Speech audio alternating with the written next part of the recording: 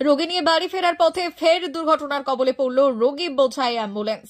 দুর্ঘটনায় আহত হয়েছেন একজন। দুর্ঘটনাটি ঘটেছে খড়গপুর বালেশ্বর 16 নম্বর জাতীয় সড়কের নারায়ণগড় থানার ডহরপুর এলাকায়।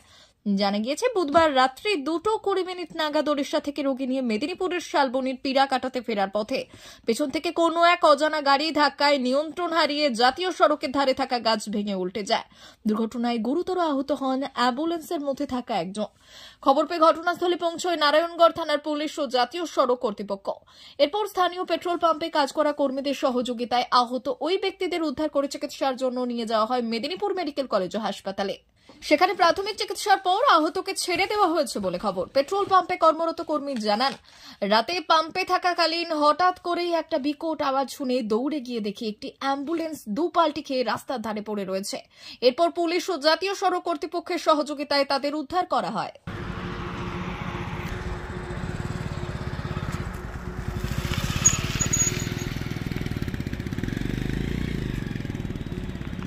রাত্রে অ্যাম্বুলেন্স গাড়িটা মানে উল্টে গেছে, আর রোগী ছিল গাড়ির মধ্যে। রোগীর সাথে এক দুজন ছিল ফ্যামিলি। কখন নাগাদ হয়েছিল? ওই 2টা নাগাদ। কোন জায়গাটায় হয়েছে? মকরমপুর ডহরপুর সামনে, এইচপি পাম্পের অপোজিটের দিকে। তুমি কি করছিলে এখানে তখন? আমার এখানে ডিউটি ছিল, নাইট ডিউটি। তখন শব্দ হতে যখন দেখি, তখন একটা গাড়ি উল্টে গেছে।